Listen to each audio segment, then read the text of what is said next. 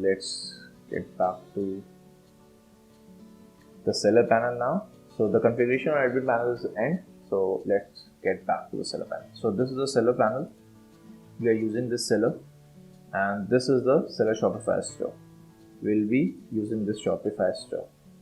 So in order to configure on the seller end, just click on configuration, click on seller sync app configuration. So here you can see the fields over here which will be required in order to connect the Shopify store.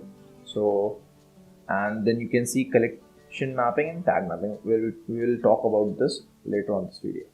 So let's copy and paste the Shopify store URL. Paste it over here. And next, API keys, secret keys, and access token. Let's go into Shopify store of the seller. Click on app section. Click on develop apps. Create an app. Let's name it the store connector app Shopify MVM app. Okay, let's create an app. Click on configure admin scopes. So we need to give the access, like assign fulfillment orders. So all these are mentioned in the guide. We'll just put it in the description as well, so you can just see and provide the access accordingly. Coming back to the Shopify store. So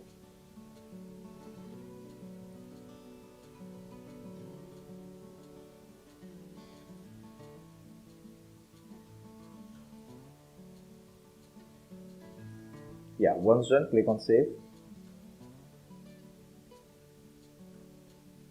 Now install this app. Click on install. Okay, so you will get all the details over here now. So here's the API key and API secret key. Then this is API access token. So this will be revealed once. So carefully you have to just copy it and paste it.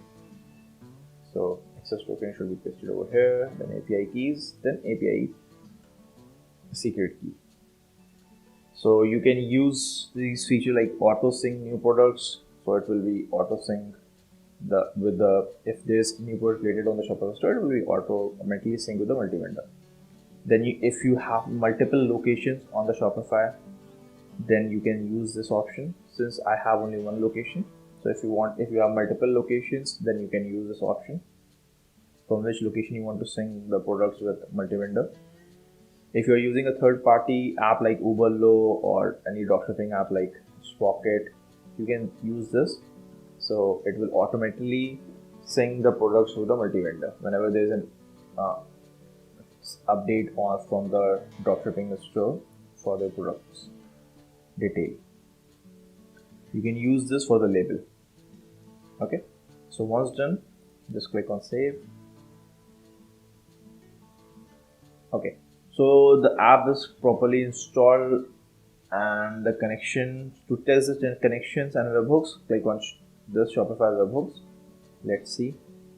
You can see all the registered webhooks. So webhooks are basically used for tracking the events. So you can unregister or register the webhooks anytime as a seller. So let's unregister the first one, webhook. Okay, so it's being unregistered now. You can register it also anytime as per your requirement.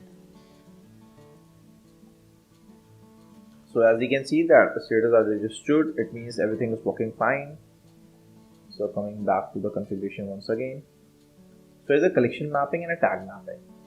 So basically collection mapping will help you while you're importing your products. So it will help you to import the products in a proper way. So if you have a collection on your Shopify store and you want to sync that collection with the multi-vendor marketplace collection of the admin, then you can map it from here. Similar goes with the tag. You can do the same thing with the tag as well. You can map the Shopify store tags with the multi-vendor tags provided by the admin. Okay, so once done, let's click on import products. So you can import the products we have given three options. You can import on the basis of date range, you can import on the basis of product ID, you can import on the basis of product handle. So on the date range, if we will click, let's click on from 1st Jan, we'll make it 19th January. Let's click on 1st of April, click on import products. Okay, so all the imported products will be under product listing section. Okay, so once you imported the products, so you will find under here, so the approval is pending from the admin end, so we'll see that as well. So all the imported products, you can see this is the admin panel under product listing section. You can see over here all the products are imported, so we can approve or disapprove depending upon the admin requirements. Okay. Now coming back to seller panel once again, click on it. Coming back to seller app configurations. So this is done. So let's check the second method on the basis of product ID.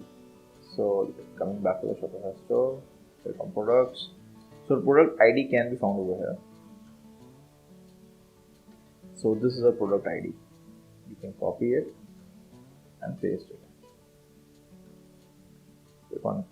So since we already have that product, so it won't be imported, but this can be used like that.